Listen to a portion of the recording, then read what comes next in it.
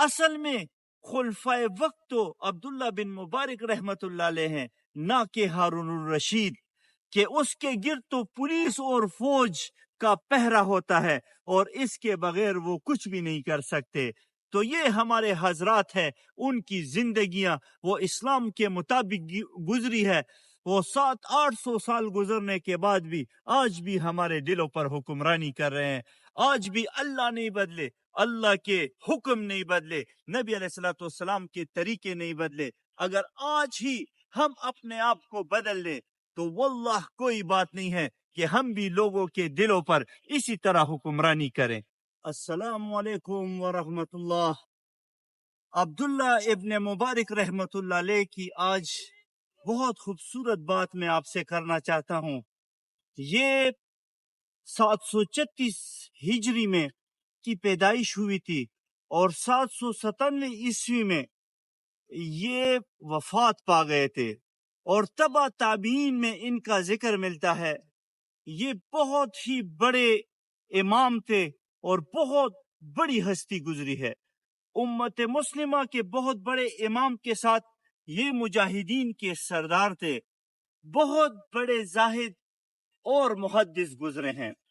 ان کا شمار صحائح ستہ میں ہوتا ہے۔ آپ سے سینکڑوں احادیث مروی ہے۔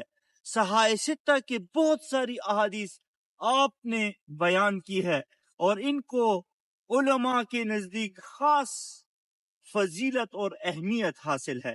آپ تبع تابعین میں سے ہیں، اور آپ کی زندگی اسلام کا ایک مکمل نمونہ اور اسلام کی حقیقی تصور پر مبنی ہے۔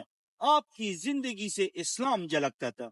عبداللہ بن مبارک رحمت اللہ علیہ کا دین کے ساتھ جذبہ، دینی شوق اور شوق جہاد، ان کی فیاضی اور نرم خوئی، دنیا سے بے رغبتی اور احساس ذمہ داری، اس کی سوائے حیات ہمیں جب تاریخ میں ملتی ہے تو عبداللہ بن مبارک رحمت اللہ علیہ کو آج بھی لوگ دیکھ کر حیران ہو جاتے ہیں۔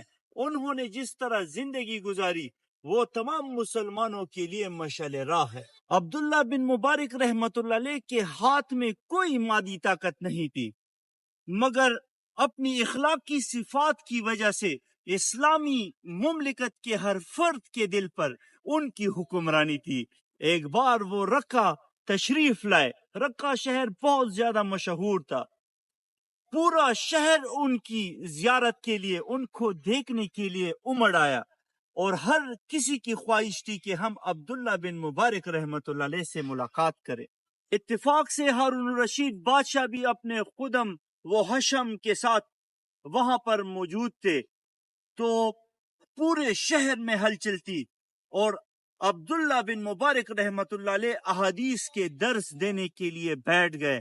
ایک مسلمان کے دوسرے مسلمان پہ 5 حق ہوتے ہیں، وہ میں پھر کسی اگلی ویڈیو میں آپ کو بتا دوں گا، مگر عبداللہ بن مبارک رحمت اللہ علیہ نے ایک چھینک ان سے نکلی، انہوں نے اپنی زبان سے بولا الحمدللہ۔ لاکھوں کا مجمع بیٹھا تھا، سب نے کہا یرحمک اللہ۔ اس سے ایک شور اٹھا، اس ہجوم سے جب شور اٹھا تو اس کی بیوی اپنے محل سے یہ سارا تماشا دیکھ رہی تھی۔ ہارون رشید بادشاہ نے اپنی بیوی سے پوچھا کہ یہ کیسا شور ہے، تو اس کی بیوی نے بتایا کہ رقہ شہر میں عبداللہ بن مبارک رحمت اللہ علیہ تشریف لائے ہیں۔ آج ان کی زبان سے، ان کے منہ سے چھینک نکلی ہے، تمام مسلمانوں نے ان کو جواب دیا ہے یہ لاکھوں کا مجمع یہ عبداللہ بن مبارک رحمت اللہ علیہ کی زیارت کے لیے آیا ہے۔ ہارون الرشید بادشاہ نے اسی وقت کہا کہ ہارون الرشید صرف ان لوگوں پر حکومت کر رہا ہے، اصل حکومت تو عبداللہ بن مبارک رحمت اللہ علیہ کر رہے ہیں۔ لوگوں کے دلوں پر عبداللہ بن مبارک رحمت اللہ علیہ کی حکمرانی ہے، کیونکہ اتنی محبت تو کوئی کسی سے نہیں کر سکتا۔